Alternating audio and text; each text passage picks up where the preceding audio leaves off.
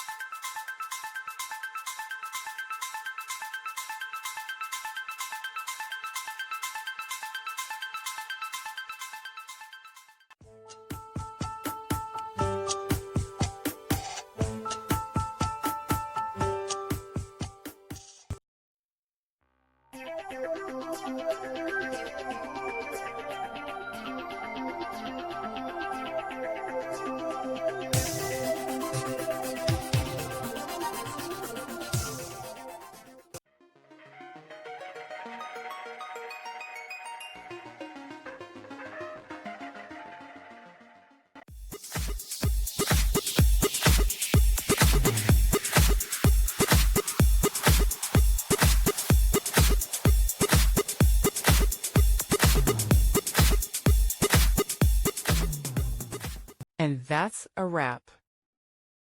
I hope you found the answer you were looking for. If you did, take a second to hit that subscribe button. It really helps out. And let me know in the comments which solution worked best for you.